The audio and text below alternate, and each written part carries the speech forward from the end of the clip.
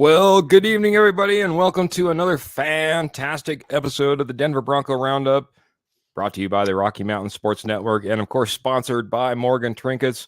I am your host. My name is Keith Brugman. Appreciate y'all joining in on a Tuesday night. I'm going to say hello to the regular guests right now. Say hello to Mr. Trevor on the top of the screen. Trevor, the Rocket Man Salzman. How are you doing, sir? It's great to be back, Keith. Great to be with all of our Roundup royalty fans and Denver Bronco fans. And it's appreciate you and Jody hanging in there on Friday without me. I appreciate you guys had a great show. I'm ready to get rock and rolling tonight with our special guest. Yeah, absolutely, man. Missing people, they're back. I was gone, you're gone, man. But I'll tell you what, the guy who is steady Eddie, can always expect him on a Tuesday night. He's not Eddie, he's Dutchy. It has to be steady Dutchy instead. Welcome, the one, the only Mile High Dutchy, Albert Knoppers. How you doing, sir? What's up, everybody? We are having a fantastic evening again with the Denver Bronco Roundup. And like everybody else says, my Mile High Dutchy here, or in other words, Albert is my name. And let's have a wonderful show tonight. Man, we're going to have a wonderful show, man. I know everyone, hopefully you saw the lead in, you saw the promos, man, coming all the way in from the East Coast, piping in via the World Wide Web. It's Mr. Kurt Valenti. Let's go, buddy. What's going on? What's going on? I got to say this. It's about time I'm back on this show. I'm sick of seeing this guy from Maryland, Mr. Kirkpatrick, talking about Daniel Jones on this show. We don't care about Daniel Jones and the Giants. Let's talk Broncos. Let's go. Let's go. That's in all seriousness, guys. Keith, thank you. Albert, Trevor, thank you guys for having me on. I'm so excited. You guys are the best with the Bronco shows, man. So I'm honored and I am excited to be on the show tonight. Man, we are excited to have you, Kurt, man. If you guys don't know, Kurt, you got to, man. Take 2 seconds. Tell us where the posse can find you, when they can find you, and the amazing show that you have over there on the K&K Sports Show. Yeah, so we got a Sports Network. Jeez. Yeah, we got a bunch. We actually became a little network, and it all started with the K&K Sports Show Wednesday night. Carson Shear, Kenny Kirkpatrick, Paul Rosen, and myself. We do the K&K Sports Show, talk all sports on that. Kenny and Paul also do 2 shows on Monday nights, either New York, a Yankee Mets show, or Let's Talk Football Giants. Wednesday night, I also do my Let's Talk Broncos. That's 10 o'clock Eastern, 8 o'clock your time. Jen and I will be back. My wife, Jen, we do All In on High School Sports, where we cover sports. That'll be back in September, back for football season. We also do Wits and Wagers. We haven't been doing it. That's Joey Clams and really Carson Shear kind of host that show, do all the kind of the gambling aspects. And our good friend Ryan Scoop Woodhams does his What's the Scoop show. So that's what it is. We're doing a little of everything, but we love it. And but nothing more like I love more than talking Broncos. Yeah, absolutely, man. Absolutely. It's funny. I was joking around just I think a couple episodes ago, and I'm like, why don't you just turn on the K&K Sports, this K&K Sports Show? Go over there on Facebook. They probably got a show going on just about any time you want, man. As much as you guys are putting out there, you guys do a fantastic job. Love the content. And of course, let's talk Broncos. I got to get to this chat though, man, because they're blowing us up. You know how it is, Kurt. Got to get in here and say hello to Clayton. He's saying, hey, guys, smash that like button and share, guys. Got Mr. Michael Ronquillo coming saying, good evening, Keith, Albert, Trevor, and Kurt. Go Broncos. Big orange and blue hearts, clapping it up. We love him. Love him.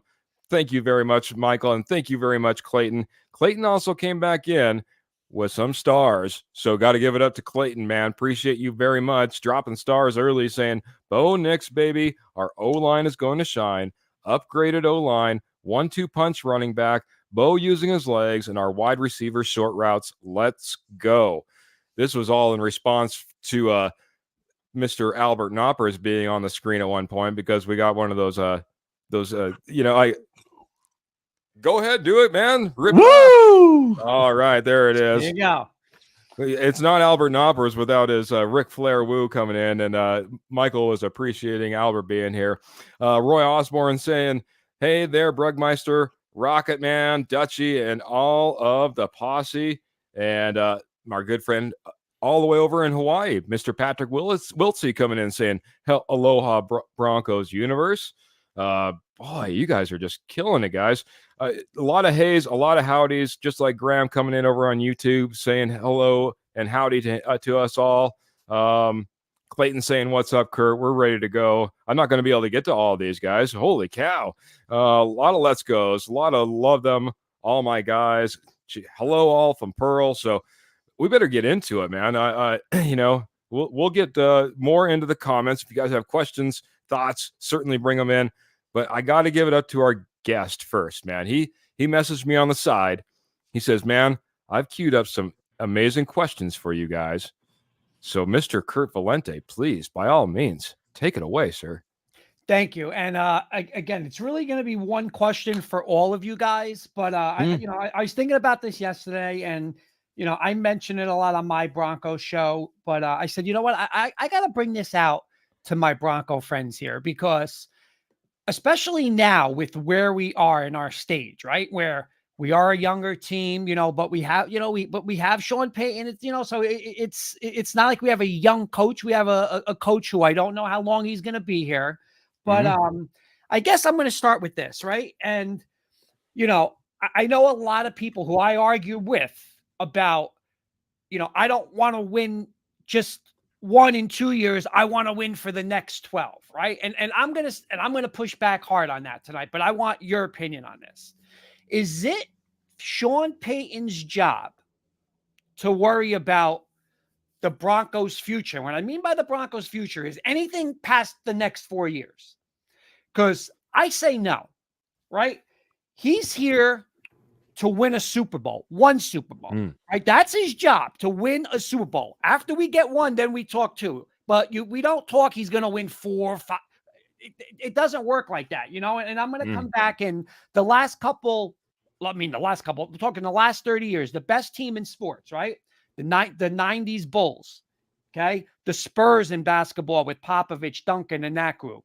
The Patriots with Brady. And now you look at the Golden State Warriors with Clay, Curry, and that group.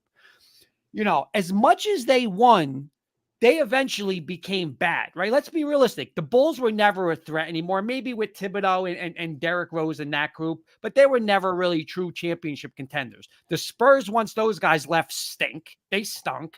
The Patriots, once Brady left, never competed.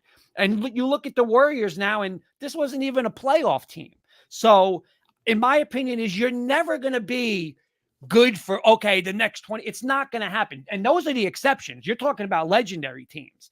I just don't think it's feasible. I don't think it's going to work. I don't think it's Sean Payton's job to worry about the next 8 years. So when it comes down to the part of, we talk about draft capital and I want to keep my picks and don't trade. I don't agree with that. I think Sean Payton has to do starting now, whatever he has to do to make this a Super Bowl contender, do it, and don't worry about the future. Win one. That's his job. Do you guys agree or disagree with me that his job here is to get one Super Bowl, make a Super Bowl contender right now, and not worry about the future of this Bronco team?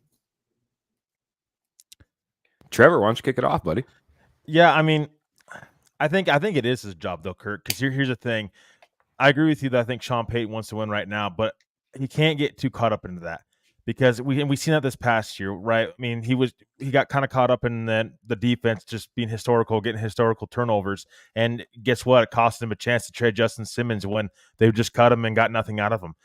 So I think it is Sean's responsibility to win now, yes, but also I think it's George Payton, ownership, and Sean Payton have to be on the same page, and that's building this roster and understanding where you're at. I think right now they're still in that rebuilding phase where they're trying to build the roster up. They got to see what they have in Bo Nix this year, and I think future draft capital, they've got to be better in the draft, right? I mean, Marvin Mims last year, I mean, again, great in special teams, but we've got to see more on as far as on the field offensively. He's got to be a productive wide receiver.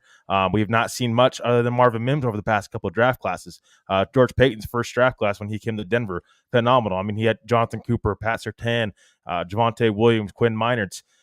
What other draft class have you gotten multiple starters out of over the past couple of years? It's just not happened. So they have to hit in the draft. You have to be aggressive, but you also have to take it to the standpoint where we've got to try to win for the long haul. And I think that starts this year with Bo Nix.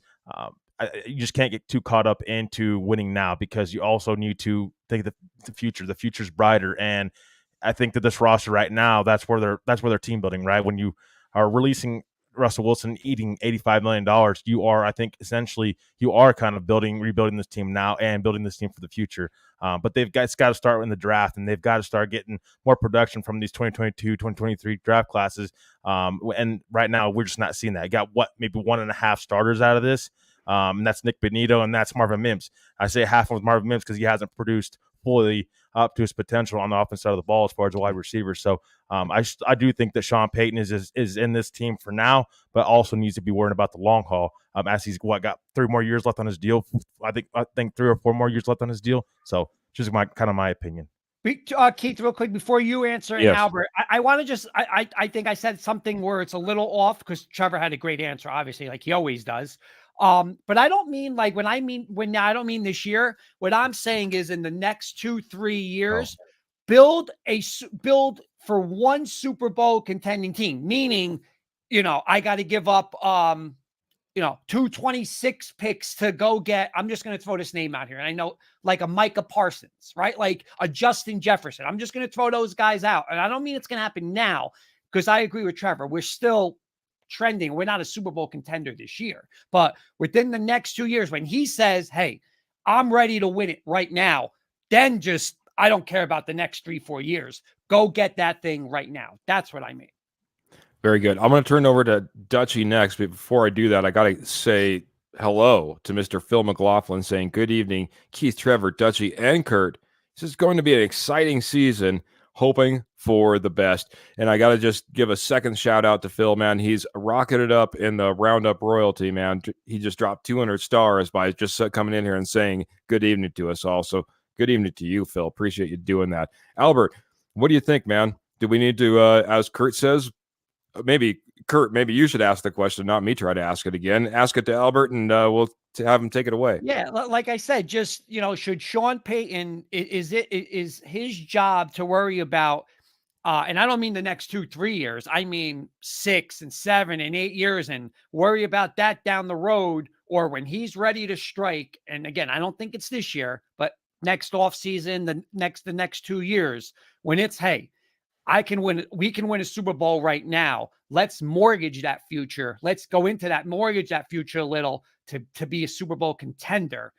Is that his job? Does he have to worry about what happens in the future, or is his job to get one Super Bowl ASAP? So if we can believe on Sean Payton's words, a team has been built in 3 years. So we should be really close to a Super Bowl next year, because that is what he says.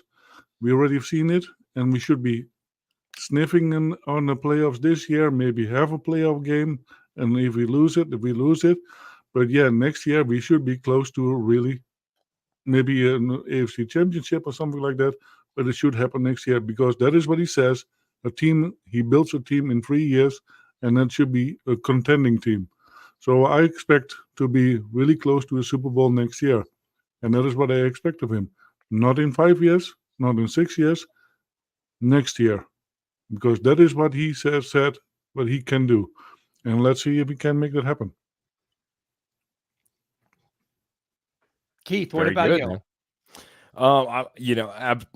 you? Great answer by Albert. I agree with it needs to happen, and there's a plan, and Sean Payton's not getting any younger. I don't know if I'm on the same timeline as you. I think that last year you almost had to scrap a little bit, but this is what I'm going to get to. Kenny's coming in. He's almost on the same line as me. Kenny Kirkpatrick of the amazing K&K Sports Show. Not on here talking any Giants football this evening. Saying you need to win a Super Bowl within the next 3 years. Bo Nix is 24 years old. He is a vet QB after year one. For me, it's always like this.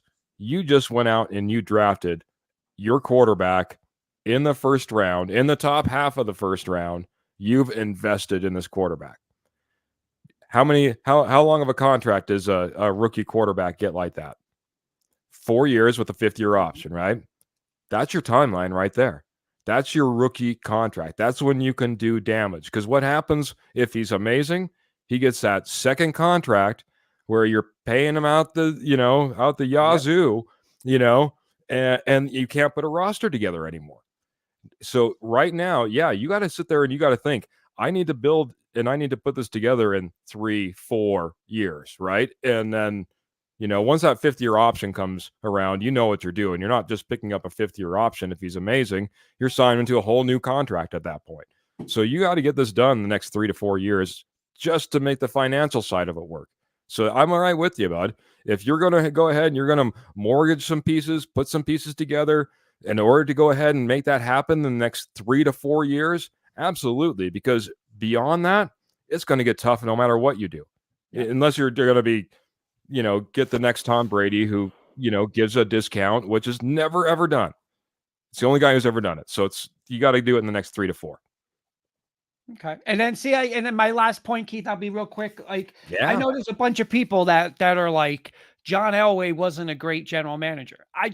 It baffles me. I mean, you took this team, he took over a team that was probably the worst. I think, what were they? 2 wins? The worst ever in the franchise, right? The Josh McDaniels disaster. And that guy turned it around in, what was it? 3 years or whatever. And I know it's, Peyton Manning. But you know what? Peyton Manning doesn't come to Denver without John Elway. He just doesn't. Not only does he get Peyton Manning, he had statistically the best offense ever in the NFL. And then 2 years later, after the Super Bowl debacle, he brings that team and gets them one of the best defenses the NFL has seen in years. So, what did he do after? I mean, the guy got you 4 AFC West championships in a row. 2, number 1 seeds 4 years in a row. We should have really been in the Super Bowl Manning's first year, the Flacco miracle and Raheem Moore and all that. 2 Super Bowls at it, and he gets you a championship. But people are like, well, you didn't continue it. It's mind-boggling. The guy did what he did. And you know what? If Peyton Manning doesn't break down, you're a Super Bowl contender again, the following year. It's just, hey, he broke down. You got the most out of him, but your plan worked. And I don't know.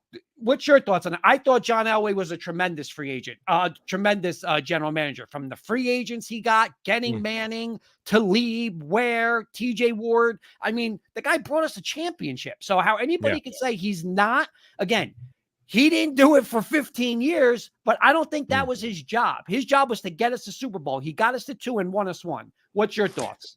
And this is what I'll say, man. I think I'll start off on my end. I think you're right. When he came in and what he was able to accomplish, the roster that he was able to put together, absolutely, he got the job done.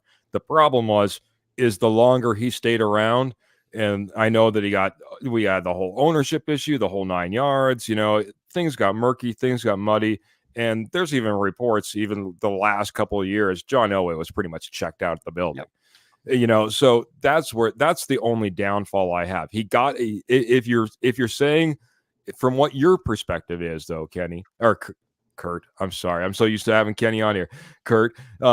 Absolutely. He went out, he got us the Super Bowl. Now, if he would have kind of rode off with Peyton Manning and the sunset at that point, probably would have been the perfect ending, right? Mm-hmm. So that's my perspective. What do you think, Albert? Yeah. To me, it is. It has to be done. We have to be really close to a Super Bowl next year, and maybe the 4th year indeed get the Super Bowl. I think that is the maximum I would give Sean Payton. He says, "I can have a winning team in 3 years. My team's it's a 3-year plan. It started last year. This is the 2nd year. So next year he might be mortgaging the future of our picks." But next year, I think it will happen. I like the confidence, buddy. I like the confidence. What do you think there, Trevor? Yeah, I mean, again, I like to think of the whole John Elway tenure as GM. Again, I agree with Kurt. When he had Peyton Manning, as soon as he signed Peyton Manning, he did a great job putting a roster together, right? He did a great job. He got Talib, he got Ward, and amongst other people, Darian Stewart, another player that we don't talk about enough. But he got a lot of, I think, great players. He drafted Derek Wolfe. But I want to split up John Elway's tenure. when he had Peyton Manning, then post Peyton Manning. Post Peyton Manning, John Elway was not a good GM. I mean, I'll just be honest. I mean, hired VJ over Kyle Shanahan, and again, that's more I think of a Joe Ellis thing. I will agree with that. Yes.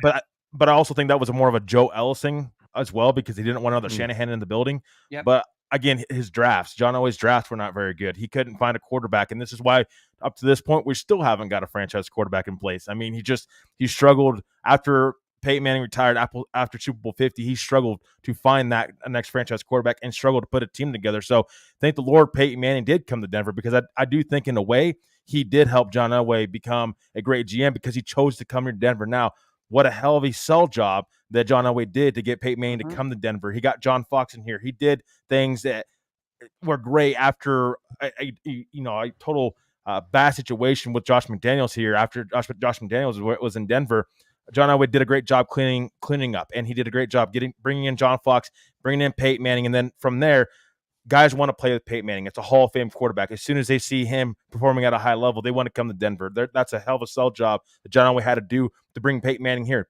Probably best free agent signing that the Denver Broncos have ever made was under the watch of John Elway. But again, post John Elway, not very good. So I like to kind of split it up when we're talking about John Elway's tenure as GM because it's two different eras and two different times, in my opinion. And I think we got a mixed baggage as well.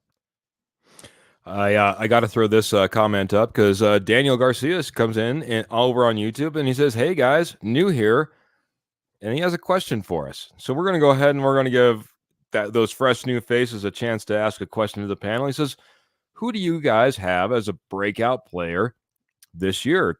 Kurt, man, I'm going to go ahead and I'm going to throw it over to you first. Give you the guest seat. You know what? I know Kenny's watching, and Kenny's going to probably say you're saying it, but I'm going to go Marvin Mims. I think the kid's too talented. We're already seeing what he did special team wise. And so obviously as a returner, that's not going to be anything new, but I think you're going to see what this kid did at Oklahoma as a receiver with the Broncos this year. Second year in the system. I think he's going to be their home run threat. I think we're going to get the ball to him a lot more than, Russ did. Judy gone. I'm going to say Mims. Very nice, man, and healthier this year from his own mouth. So that's a plus as well.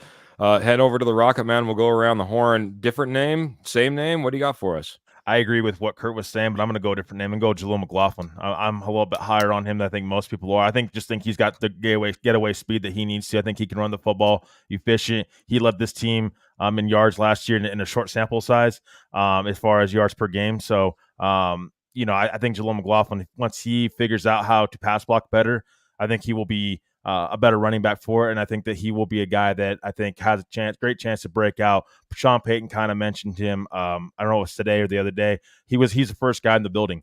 And at 5:30 a.m., he's the first guy in the building, getting his work in and everything an hour before everybody else gets there. To me, that shows to me as a player that is determined to be great. So I think Jaleel McLaughlin's a guy that I think he's not getting enough talked about with Estime and all that stuff, and Watson coming in. But I think that Jaleel McLaughlin has a chance to break out and be a player that surprises us and just needs to work on his game a little bit, as Sean Payton has pointed out, especially in pass blocking.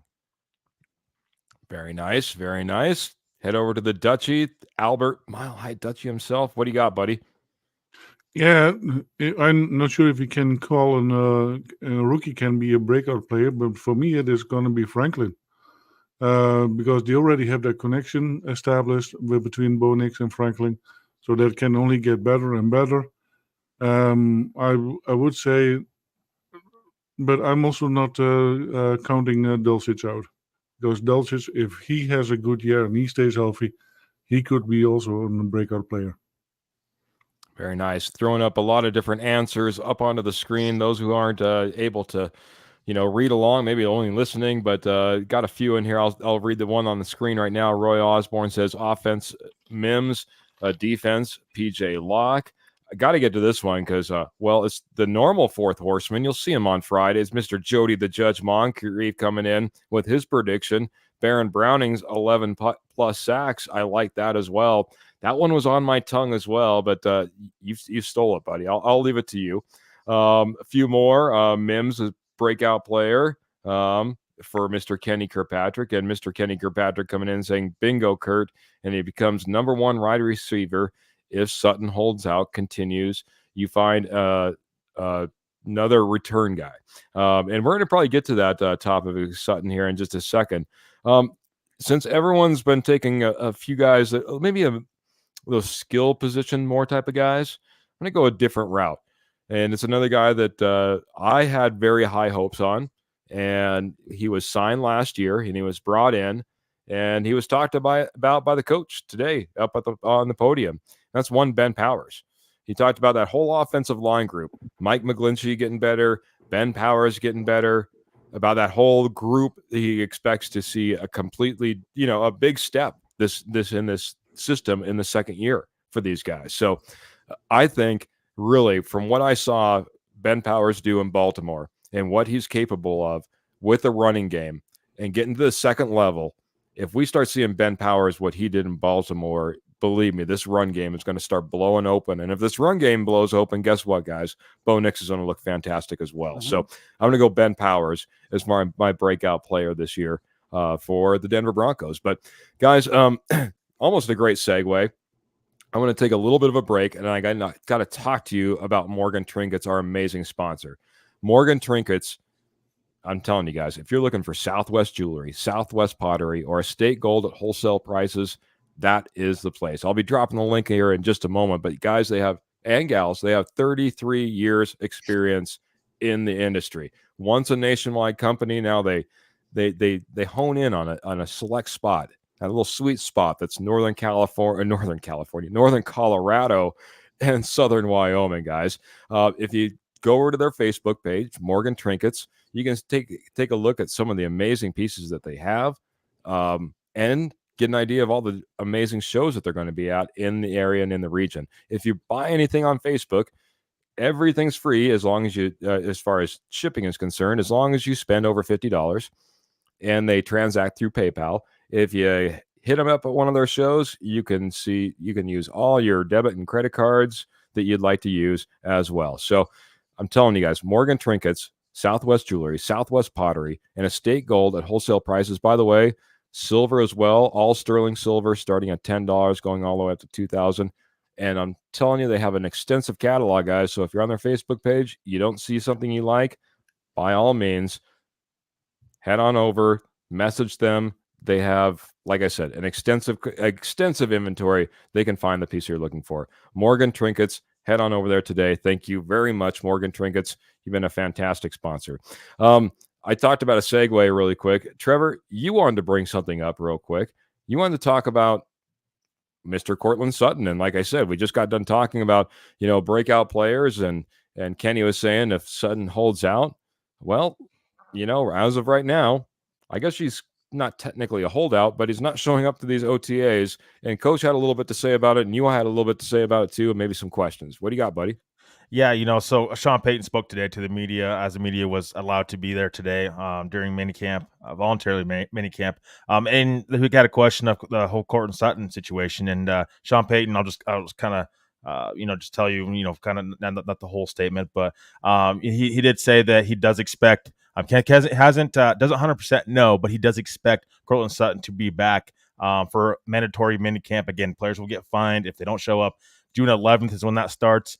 11th through the 13th, I believe, are the dates. So he just said he did expect Cortland Sutton back, but he wasn't 100% sure if he had I'm going to guess he has a pretty good idea. He did say that he did speak to him, and he's still working out and doing everything else. So I'll just kind of turn it over to you guys. You get your guys' thoughts on the whole Cortland Sutton situation. Sean Payton expecting him back for mandatory minicamp on the 11th.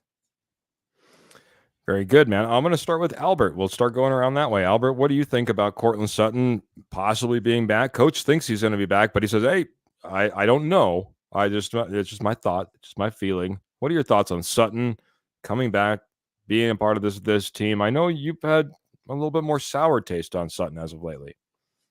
Yeah, if you don't want to show up, if you don't want to be a leader on the field and be an example for all the others, what is this going to do? It creates a lot of negative feelings over there. But here's the thing: if they want to do something with Cortland Sutton, then make it an incentive based. income. If you score a touchdown, here is $500,000. And that is the way you can make more money the way you want it. I know you want more guaranteed, but we want more guaranteed that you are going to be the player that we need you to be. Last year, I think a lot of to do with the 10 touchdowns he had. A lot of it had to do with Russell Wilson as well. And so make it an incentive-based paycheck. And then I can agree, come back, but you have to come back today and not wait till when you are going to get worried about your paycheck and getting fined. I'll give it to our guest next. Kurt, what do you think of this whole Sutton situation? I mean, is this bad, good, bad, different, or is Roy was saying, is it just an overblown story?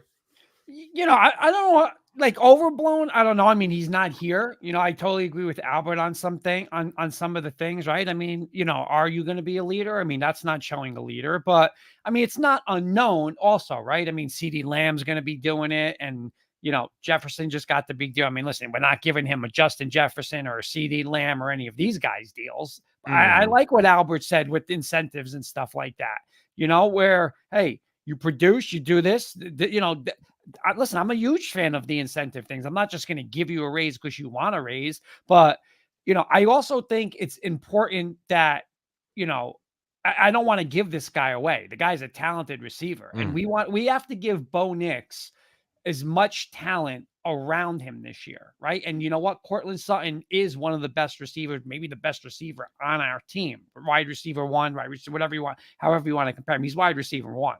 So, you know, I don't want to just, okay, because it's a contract dispute. I want to throw him away. We need, you know, listen, if he becomes a problem now, just saying camp and these OTAs and, you know, we're getting like, oh my God, like, you know, one of our draft picks blows up, or, you know, Reynolds looks like a stud. That now it changes things, right? But as of right now, I think we need him, especially because we have a young quarterback. I think we gotta, you know, again, it's not a worry now. Once it starts getting to mandatory, the camps and stuff like that, then we'll see. But I want him there because I want to put the most talent around Bo Nix.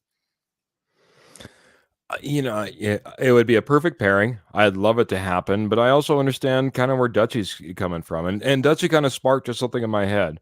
You know, I don't think it's necessarily fair to maybe tie it to touchdowns or yardage for that matter. You're tying a lot to that rookie QB and his performance. And, you know, heaven forbid Bo Nix goes out there and he's a flop. Where does that put you as far as a wide receiver? But I can tell you where you can kind of get around that, and that's game started. I can go ahead and I can give you $750,000 per every single game you start. And you know what? If you're going out there and you're not performing to the level that I like as a coach, guess what? You're not starting next game. So you still have to go out there. You still have to produce, even if the yardage and or touchdowns or Pro Bowl appearances or whatever you have to tie it to, or you a lot of those incentives are tied to, do it a per game. If you're out there, you're healthy, you're playing, guess what? You're getting paid, buddy. No worries. Don't worry about it. So that would be my solution there, I guess you could say, man. Great question, man. And I was going to say, go ahead, Dutchy. But here's the thing. Yeah, you can say it. Well, if he starts one game, he has $750,000. Maybe that is all he wants, and the rest of the season, he is just slacking off. Now it has to be, because he has to be presentable for Bo Nix. He has to put the effort in it so that Bo Nix can throw to him, and we have seen it for a couple of years that he did not put any effort in it, and he still was the starter, and that's why I don't want it to be touchdown or whatever incentive.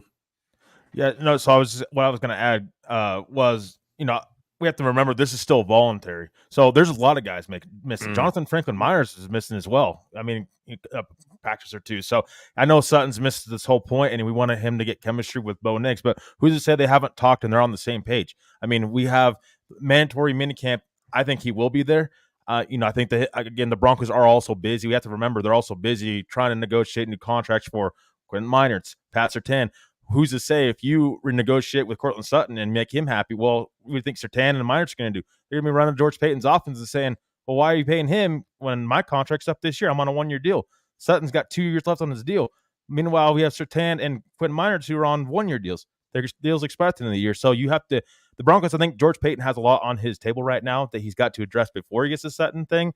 Now, maybe there's going to be maybe some sort of agreement behind the scenes. Maybe as soon as they get Minard Surtain done, maybe they will address the whole Cortland Sutton situation and give him a little bit of extra money to come back. But I do think that story's been overblown just a bit because it is voluntary, and there has been other guys that are missing practices. When it becomes mandatory and he doesn't show up, then there's a little bit of a story that I think to it.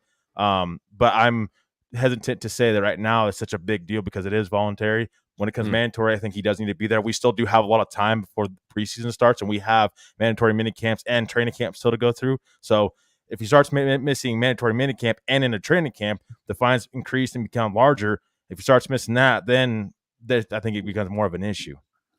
I was just thinking, what Blake Watson got a $750,000 signing bonus as an undrafted free, or no, a $2 million, wasn't it? $2 million signing bonus as an undrafted free agent rookie. That's the same amount of guaranteed money that Cortland Sutton has on his contract. So I can understand Cortland Sutton maybe wanting to get paid a little bit more than the undrafted free agent rookie.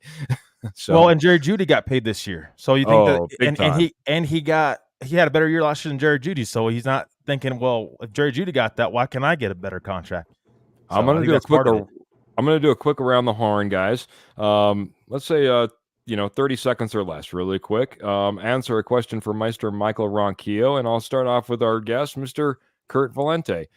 One question for the posse: how many TD catches for wide receiver Marvin Mims? 30 seconds or less. How many touchdowns and why, buddy? I'm going to say 6, just because I think, again, we're going to be, I believe, a run-first heavy team. Just like you said, that's going to open up big-time play action, and teams have to put more guys in the box. There's your one-on-one shots, and I like Mims' speed, so I'll say 6. All right, over to Trevor. Yeah, I'll go with 7. We just talked about John Elway. I'll go lucky number 7 here for Marvin Mims. I think he's going to be improved from everything we've heard so far. During voluntary minicamp, he's been better. So, route running and everything. So I think he's improving as a wide receiver. I think him and Bo Nix hopefully will get to gain that chemistry, because that will be best for both Bo Nix and Marvin Mims, and plus the Denver Broncos going forward. As you used a high draft pick on Marvin Mims, you need to get the best out of him. So I'd say 7. I got 6. I got 6. I got 6. I got 7. 7. 7. 7. Do I have 8? Do I have 8? 8. 8. 8. Albert Knoppers. That's my best impersonation of a auctioneer. But how many touchdowns do you think you get from Marvin Mims this next year? I do differently. 6.5. He's going to share one with somebody else. No, I think it will be. I think it will be. He will get 6, 7 touchdowns, but the other one, I think, Franklin, he will be about the same level, maybe even more, because, like I said, that chemistry is already there. They know how to play with each other, and I think that's. And here's the thing: we have so many wide receivers; they're going to spread the wealth. I think they're going to try to spread the wealth quite a bit, man. But touchdowns always seem to drift towards a player or two, right, man? You guys, it was Trevor who said, I'm going to choose 7 because of Elway. I'm going to choose I'll go 10. I'll go Bo Nix, because I really expect Marvin Mims to step up this year. And it's a little bit of a plus if for some reason they put him back there returning kicks for just a time or two. I think there's a guy that can take it to the house with the new kickoff rules as well. So he could maybe get 1 or 2 back there if he's gets the opportunity in order to get to his 10. So great question, Michael. I appreciate it very much, man. What do we got, guys? About 20 minutes left. We got a couple more topics we wanted to get to. Albert, I know that you wanted to bring up a former Bronco, and a former Bronco that maybe wasn't necessarily in the best of light within this last week, but it's a topic that we should probably get to. Why don't you bring it up, talk about it, and if you have any questions from us, feel free, throw them our way. So the one Super Bowl player that we still have, or we had for a couple of years, Brandon McManus, McMoney. I think he's going to lose some money if it goes all well. He's been accused for misconduct or misbehaving conduct on a flight towards England with the Jaguars, with the Panthers, I believe. And so the Jaguars have released him immediately.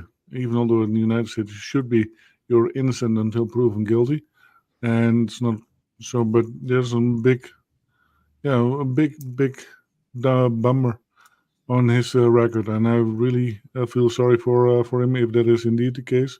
If no, I feel sorry for him if that is not the case, the and meaning false accused. But if it is the case, then yeah, he should get the punishment that fits the crime. But yeah, it's a give a little bit of sour taste for a Bronco player. What do you think?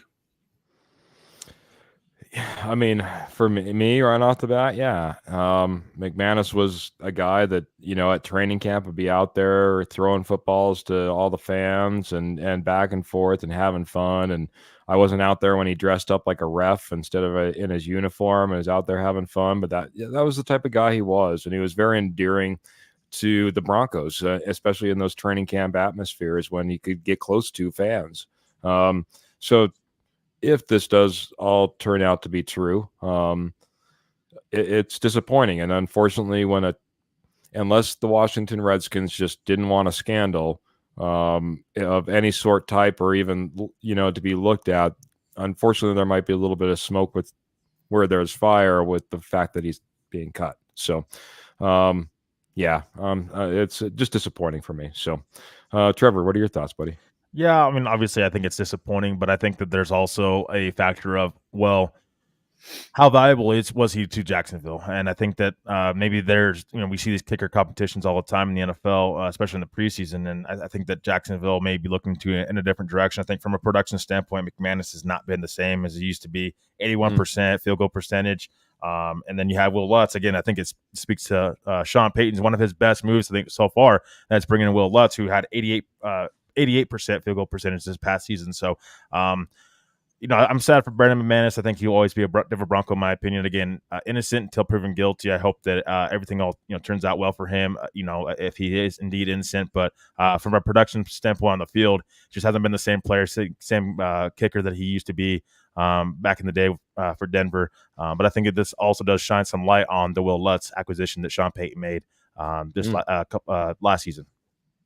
Yeah, I mean, his performance certainly didn't look like it was up to par, and it looked like a good decision. Kurt, do you have a quick response, and then I'm going to jump into a couple other things, buddy? Yeah, real quick. Again, as a Bronco fan, I mean, listen, he was phenomenal for us on the field, right? We're talking about on the field. I mean, the guy was a huge part of helping us win a Super Bowl for Super Bowl 50. But, I think Pearl, but you put the comment up from Pearl that she thinks like his time is up. And, I think it's sad to say, because like you guys say, I mean, hopefully he is innocent, right? I mean, we don't know, but I just don't know if teams are going to gamble on that now, right? Why? He's a kicker. It's just like when Ray Rice did it. When Ray Rice, nobody wanted to touch Ray Rice. Why? Because he was an older running back. But when Tyreek Hill did it, it was like, okay, forget it. Bring Tyreek Hill in. I mean, it's a kicker. Like you said, teams aren't going to be like, teams are just, listen, it's not worth it. So if he is innocent and his career's over because of that, that's what it's a shame. But hey, if he did it, he deserves to pay for what he did. So that's my comment on that one. Very good, buddy. Phil came in here dropping even more stars, dropped another 100, and he has a comment, but I'm going to turn it into a little bit of a question. He says, because Nix is a rookie, I'm thinking our running backs will get more TDs than our receivers. I also think it's possible we have 2,900 plus out of the running backs. So I think that's what he's saying there.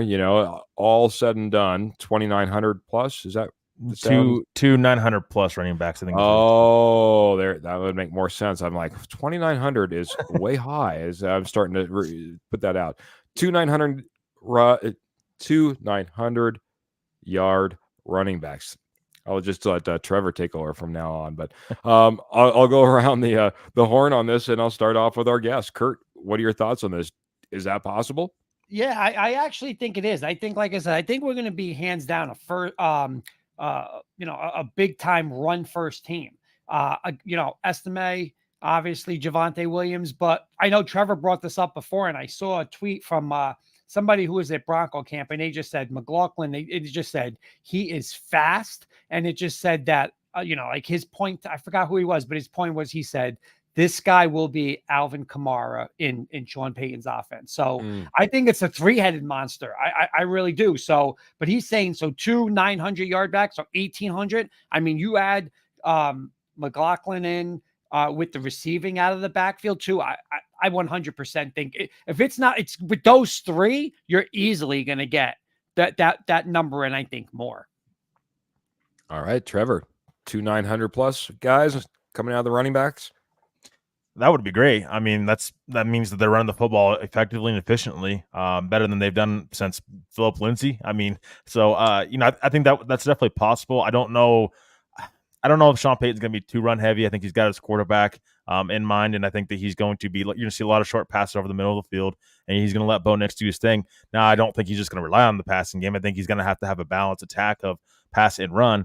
But it shall be interesting to see what happens. Again, it just depends on how's Javonte Williams. Is Javonte Williams on this roster? I think he will be. I know some don't think he will be. But and how what Javonte Williams are you getting? Are you getting the Javonte Williams from last season, or are you getting the Javonte Williams from 2 years ago and what Denver drafted? And what running back's going to be? Again, I think McLaughlin's going to be a guy that has a chance to shine. And I think we kind of seen that a little bit last year, and hopefully we see him get more touches. Estimated, don't know, because honestly his injury is a little concerning for me. Yeah, I agree, man. I'd like to see him back a little bit earlier than the projected training camp. But we have a loaded backfield. So over to Albert, man. Do we have 2 900 plus yard running backs coming out of the backfield, buddy? We might not have two running backs that do 900. We might see 2, maybe 800, but we also have a quarterback that can run. And you might see 500, 600, 700 yards from him as well, because that is one of his strengths as well. He's not only just a good quarterback that can, make decisions on the spot, but he also can run. And we have seen that several times. And I think he might get close to 800, 900 yards as well. Wow, that would be fantastic if we got 800, 900 yards out of him. But I could see him adding yards for sure off the ground. Hopefully he's throwing a little bit more. And just in my personal opinion, I'd like to see him sit in the pocket. I want to take a loophole. I think when you're talking about all-purpose yards, absolutely. I think you get 2 900 plus running out of the running backs, because as Trevor kind of alluded to, I think there's going to be a short passing type of system. I think there's going to be an over the middle type of system. And a lot of times what you're doing is you're getting that over to the running back.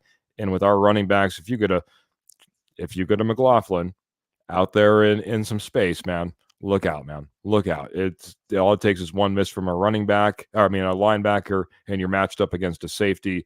It could be the house right there. So I think that there's definitely a possibility. I like the thought, though. I think it is going to be a little bit more ground and pound. I think that offensive line is going to step up in year 2, and I think these running backs have the capabilities. It'll just be whether they're available in an Estime and a Javonte to go out there and run the rock like we want them to. So this has almost been a great transition like 2 or 3 times, Trevor, though. But we want Bo Nix to be our franchise QB, right? And you had a question on this one. I think this is a good one. I don't know how long this will take. This might be our last one. We'll get Kurt involved on this one too. Yeah. So my question again, we all want to see Bo Nix succeed. So my question is, and everybody's going to have, I think, a different answer to this, but my question is, what do we need to see from Bo Nix this season to show us that he's a true franchise quarterback? Anybody you want to start with? We'll start with Kurt. We'll start with our special guest, Kurt Valenti. Thank you, Trevor. And it's a great question. And, I'll be honest, I'm not the biggest statistic guy. So statistics really don't mean much to me, because like I said, if I have the ball 1st and goal inside the 6, I want to run the ball in. So I don't care about, okay, well, he has 30 touch. Like if you're a great team, you're going to line up and run the ball in, right? Like that's the 49er method. That's why they're so good. So I'm not going to worry about stats. I'm not going to worry about that. I want him just to look the part, right? Like I don't want him to have deer in headlights going into Kansas City, right? Going into Vegas, going when we have to go and play this jet defense. Now, that doesn't mean I need him to rip the Kansas City part. I just want it to look like, listen, we can play with Kansas City with this guy. And I've said it for years. Teddy Bridgewater, you were just like, nope. Rippin, nope. Joe Flacco, nope. Case Keenum, nope. You knew. And it's why I argued, because I know a lot of people don't like Russ, but when Russ went into Kansas City, you had a chance to win that game. And that's what I want with Bo Nix. Okay. That's what I want. And again, statistics don't matter. I want to see leadership. I want that I don't want to use the word cockiness, but the quote unquote it factor of that's my guy. You know what? After this year, now we have money. Hey, if we have to go into our, like we said, down the road and let's build this team around this guy, the quote unquote it factor. That's what I want to see from him. Give me and again, I'm not comparing him to Joe Burrow, Jalen Hurts, the Josh Allens, the Mahomes, the Rodgers, but the Russ, the it factor. Like, that's the guy. That's what I want. I just want to see it, because Teddy Bridgewater, you knew it ain't happening. But with him, I want it to be like, we can go in there and play with this guy. Let's get behind him. He leads us in. We play with him. That's what I want to see. Dutchie. I want a quarterback that is not scared.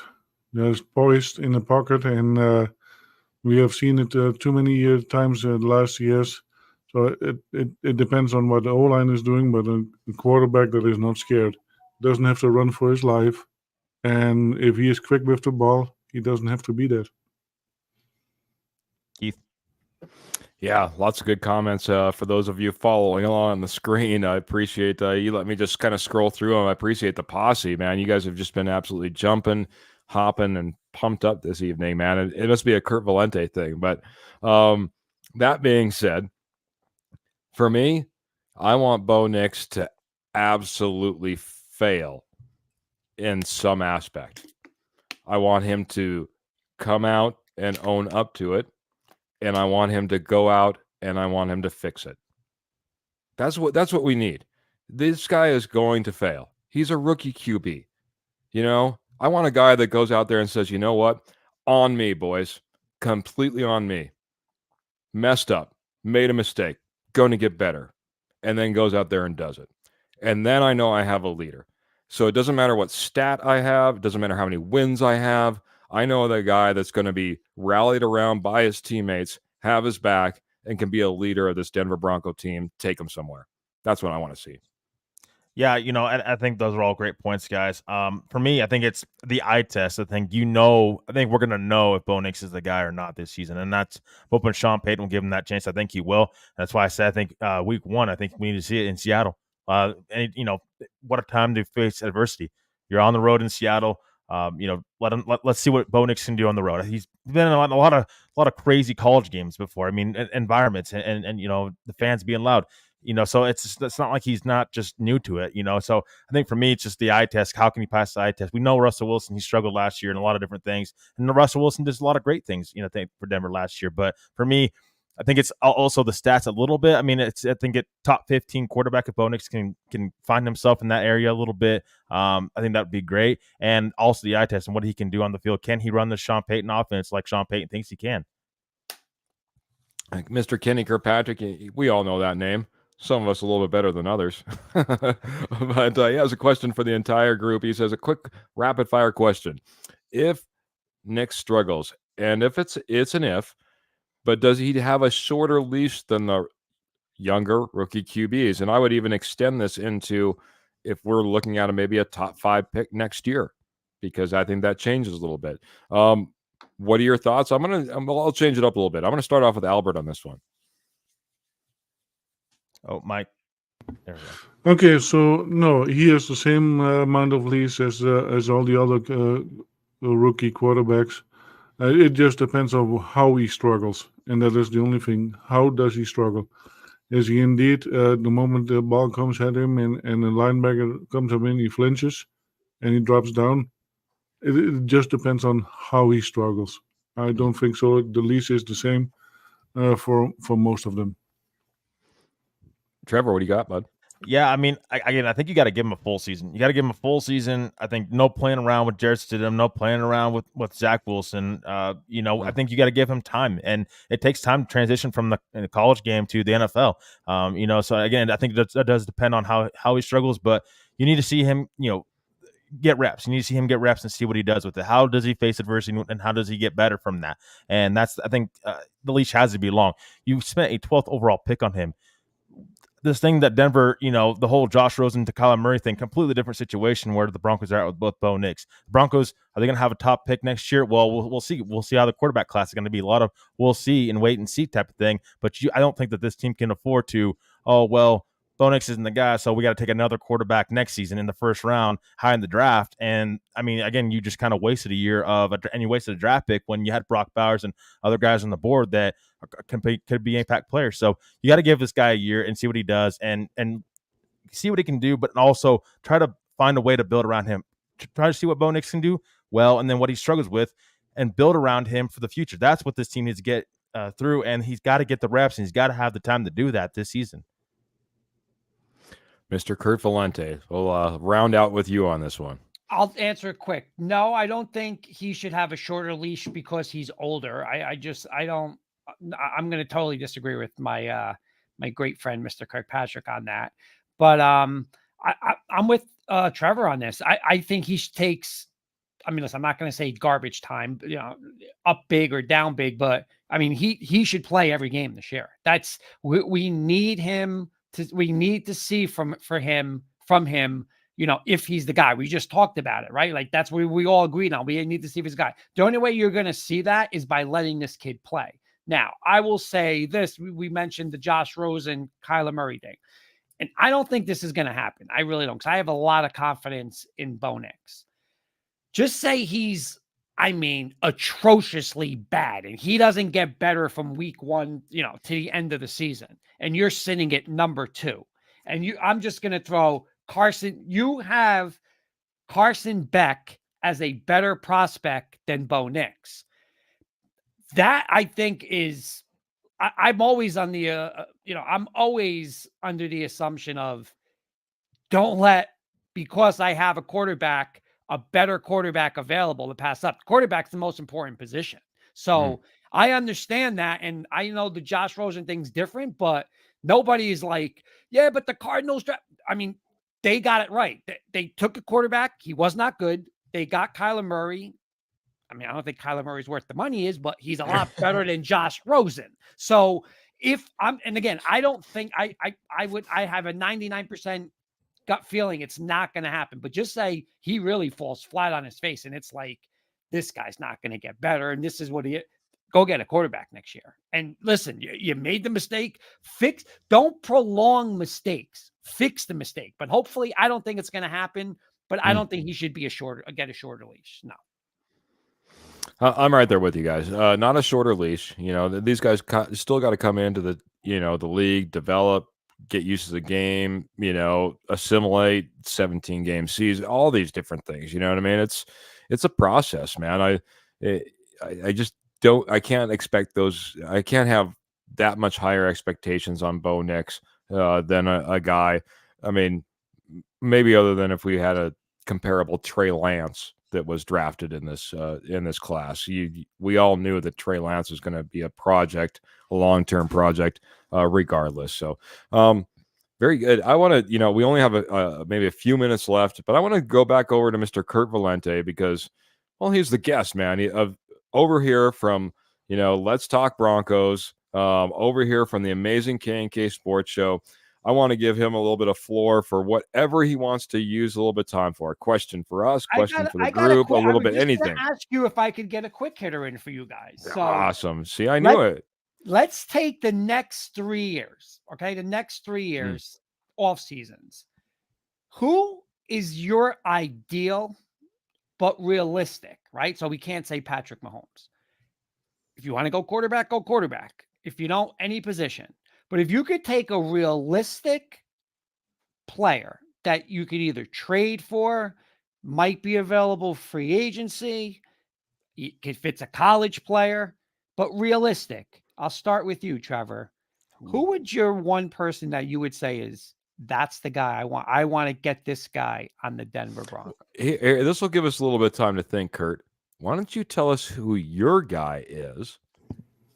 And My then guy, we can ponder here for a second. How's yeah, that? I mean, listen, my out of the blue, and again, would be Micah Parsons, right? I mean, I think we need that defensive, and I don't know how realistic it is, but listen, there's talk. Dallas has to pay a lot of people. They paid Dak, CeeDee Lamb. So you always heard, Parsons not all in there and all that stuff. I mean, that would be my guy. I mean, I think we need that defensive leader, and that leader always comes from that linebacker, right? We talk like Ray Lewis, and we talk like those guys. Like I think that defense is missing. I don't know if we're gonna get that from Surtain, like being a leader as a corner. That would be my guy. I mean, again, I don't know how realistic it is, but Micah Parsons, an inside, or I'll say this: if it's not him, I want a middle linebacker. I want a Devin White, like a guy like that. We didn't get him, but a guy like that. That's just sideline to sideline. That guy that's going to be the face of your defense. I want somebody like that. Trevor, you got it. I think in particular, again, it's hard to predict 3 years out. I think for me, can I go position? Because I don't know about. Yeah, sure. Yeah, you can do position. Okay, I'm going to go edge rusher because I do think that this team has missed an edge rusher for a long time. You haven't had an elite one since Von Miller, in my opinion. Yeah, you can argue Bradley Chubb. Bradley Chubb couldn't stay on the field. So if you can get an edge rusher like Micah Parsons, that'd be fantastic for this team. But if you can find one in the draft, again, it's the whole thing of, hey, Denver's got their draft picks next year, and hopefully the following years, you've got to start hitting on those draft picks. If you can hit on a day one edge rusher and an elite edge rusher in the draft and have, we talk about years of control with a quarterback, but if you can get that with an edge rusher when edge rushers are getting paid as much as they are right now, that would be huge. So, whether it's free agency or in the draft, edge rusher, I think, has to be an area where you have to upgrade. If this team's going to have any chance of getting back to the Super Bowl or even back to the playoffs just in general, I think you're going to have that number one elite edge rusher, and that's what I think this team is missing. So I think if you can find a way to acquire that, the better off Denver's defense and Denver overall will be. Albert, what about you? If it's not a position like Trevor, it's probably easier. Like, I'm sorry, if it wasn't a player, go position. Yeah, you already stole my player. Micah Parsons would have been mine as well, but I would go tight end. We need a tight end that can do block and be a really offensive weapon. Right now we are struggling in that area. If Greg Dulcich comes up, is a really great wide receiving tight end. But yeah, an really well all-round tight end, like a Travis Kelce. Keith. The first thought that came to mind, and it probably changed if you gave me a little bit of time to think about this, but maybe it's the Cortland Sutton thing. Maybe it's the fact that we just haven't seen that receiver. But if I could go out there and put a DK Metcalf on this team, I think that could be really fun, man. Here's a guy that seems like, could be a possibility with, quarterback situation, everything else that's happening up in Seattle. Bo Nix go out and ball out this year, and all of a sudden DK Metcalf wants to come join the Denver Broncos. Sign me up. That'd be sweet. That would be pretty damn sweet. Very good, man. No, Appreciate the question, man. That was the one I was, I was like, if I had time, I was just thinking about today, and I'm like, I know it's like, a little fantasy world, but Trevor, that was great because I was saying player, but position, and you guys nailed it all. Like, we're talking. Listen, I'm probably the biggest guy that's saying tight end, and Albert hits it. I mean, what if we got a game-changing tight end, like a receiving? I mean, that just it makes life so much easier. Like we don't, Adam Troutman, it's not. We better hope Dulcich pans out. So we need that. We need that. We do. I'll give you a guy if we want to go a guy. How about Nick Chubb? Denver hasn't had a 1,000-yard running back in how long? Since 2019 with Philip Lindsay. We talk about these running back competitions all the time. Is Javonte Williams is ever going to get back to be Javonte Williams? I know Nick Chubb had the injury, but this is a guy that's a consistent 1,000-yard running back. Cleveland lets him go. What better way to help Bo Nix out? Run the football effectively and efficiently with Nick Chubb. Absolutely. I love it. I like it. Those skill position players, I even felt a little guilty to going wide receiver because it seems like right now we have a ton of competition. Yeah. That's the only reason I might not go running back. But, if you get the guy, right? If all of a sudden Justin Jefferson would have got signed by the Denver Broncos, you would have been like, okay, well, yeah, now we've got the guy for sure. Yep. No more arguments, right? You Mhm. go out and get the guy. I love it, man. Phil McLaughlin wants a defensive coach, by the way. So, That's the comment of the night right there. That's the comment of the night. might be just on the horizon. It might be in the building, just Yeah. lurking in the Yep. background. Don't Oh, worry yeah. there, Phil. Yep. Well, that being said, man, Kurt, man, long overdue. Love it so much that you were able to come on, join the Denver Bronco Roundup. Give one more little spiel for the K&K Sports Show and what you got going on over there before you get out of here. We appreciate you, sir. No, again, first and foremost, you guys have the best Bronco show, man. I love you guys. You guys are definitely family with us. Love your shows on Tuesdays, Fridays. Then you guys do the pre games, the post games. Like it's just must watch. You guys are so knowledgeable. You guys are fun to watch. It's awesome. K&K again. We do a bunch of shows. Our main show, K&K Sports Show. Myself, co-host Kenny Kirkpatrick, Carson Shear, Paul Rosen, my wife Jen and I will get back. We'll be doing the All In on High School Sports, and then we have other shows: New York Giants Football Talk, New York. Let's Talk Broncos, Wits and Wages, What's the Scoop, and we'll be probably adding more shows. So thank you guys for always supporting us. We try to support you guys. It's like, again, you guys are all family. To everyone on the K&K, I feel like we're the same with you guys. And listen, all of you three, you guys, Jody, you guys are always welcome on any of our shows. And listen, hey, when I get another invite, I'll be on this show. So let's keep Kenny. Well, keep him in New York. Keep him in New York.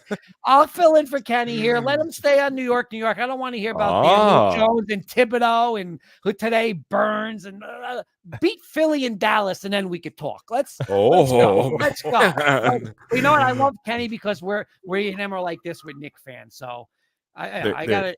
Once it gets to basketball season, we're like this. So I'm just. There you go. Well, glad you guys will be back in love with each other again. Yeah, it might be a spicy in K&K Sports Show after all that. Hours. There you go. It'll be spicy. Next time you see those guys on screen together, man. No, but thank all you guys. Seriously, Keith, Trevor, Albert, thank you guys. I love coming on with you guys talking Broncos. I love my Broncos. So when I could talk with three other Bronco fans like you guys and Jody, I'm all in. Absolutely, man. Well, we appreciate you, and you're fantastic. We love being on your guys' show. Anytime we can get one of you guys on here, but I don't know if you'll be able to just kick the stepfather out of here, man. I don't know if that's going to work quite like that. I'm just kidding. Kenny was saying that he was seconding the fact that we had a great job as always, and great job, Kurt. Pearl coming in saying, "We love you, Kurt. Your Broncos show is great." Yeah, absolutely, buddy. Michael Ronquillo, Bo knows, and Bo for 6. I'm gonna toss it over to Albert because, man, he's a man of all men. He has a list about a mile long, and I want to give him his opportunity to give all the shout outs that he does, man. Appreciate you, Albert. Yeah, indeed. It was a great show again. It is still a great show. And Kurt, you and Jen, the dynamic couple, you have a great show as well. And we love you. You know what, Dutchie, I got to give Jen a shout out because not only she deals with me all day, she deals with me on that show. And when you guys get me fired up and Kenny gets me fired up, you know who has to deal with me? Jen in the background. So she's the best. She knows I love her, but I love her even more for doing doing the background on that show. But again, what you see on the show isn't pre and post show. That's a totally different animal when we start arguing there. So, but on the show, we're somewhat, normal. Somewhat. Wonderful, Albert. Somewhat. Back to you, buddy. So my question to you, Kurt, is: if you are so fired up, how do you get to sleep? Does she put stuff in your? It's bad, man. I don't know. It's I'm telling you, if they put like a blood pressure, I don't know what's worse when I do these shows or watching like a Bronco or like the Knicks playoff games. Just my blood pressure was like boop, boop, boop. It was just off the charts. So you guys probably felt like, listen, you guys had double duty with the Avs and the Nuggets too. So I know how you guys feel with that. But yeah, it's I don't know. I love doing it. So I'm used to doing it. I've always been like this. So That's awesome.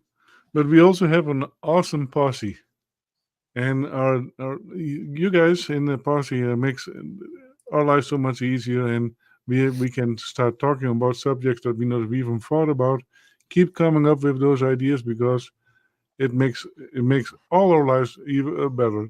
Kurt can attest to that. We want to thank Clayton, Michael, Roy, Patrick, Ernie, Graham, Michelle, my lovely wife, Pearl, Kenny, Phil with some stars. Oh, by the way, Clayton sent some stars too.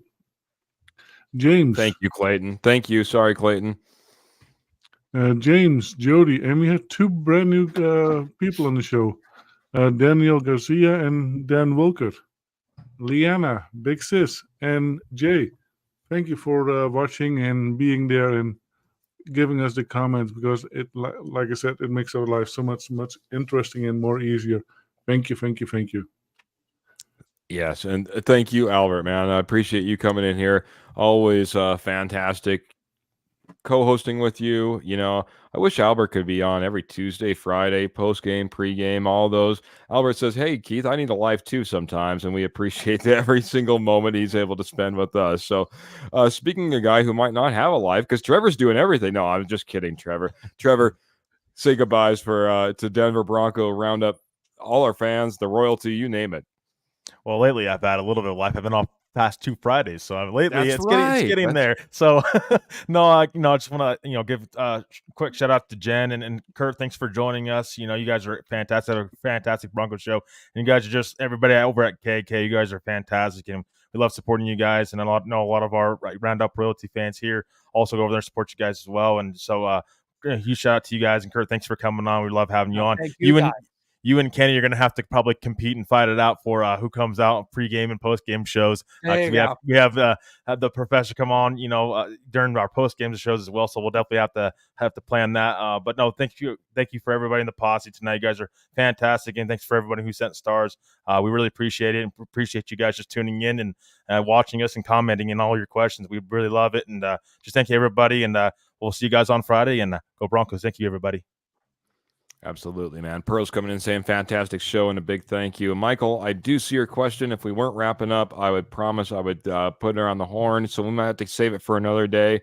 Remind me next time you see us in the chat, buddy, because I really wish we could get to everyone's questions, but yours as well. So that being said, remember, Denver Bronco Roundup is brought to you by Rocky Mountain Sports Network. So first thing, go over to Rocky Mountain Sports Network. I don't care if it's on Facebook. I don't care if it's on YouTube. Go over there, like, share, subscribe. We appreciate it a ton. You can also do that with the Denver Bronco Roundup because there's a Facebook page for the Denver Bronco Roundup. Guys, remember, like, share, and subscribe, and you're going to get notifications for all of our fantastic shows over there. Again, we have our, settle the scores right now, and though the Avalanche and the Nuggets are a little bit quiet right now, we'll be firing them back up when the season fires up for those guys as well. Thank you to our fantastic sponsor, Morgan Trinkets and Pearl. Appreciate all your support. Kurt Valenti, the K&K Sports Show. Man, wouldn't be a show without you. We appreciate you so very much, man. It was fantastic having you as a guest, and can't wait to be on the show, have you as a guest again. You're fantastic, buddy. No one quite like a Kurt Valenti, and I'm glad that I got to know him. So I do know him, got to know him. I'm like he's gone someplace. That being said, we got to get out of here, guys. It's you know what time it is. It's time to say goodnight to all of y'all by saying, remember, keep your feet in your stirrups, keep your guns in your holsters, and keep the Broncos in your heart. We're gonna get out of here. Good night, everybody.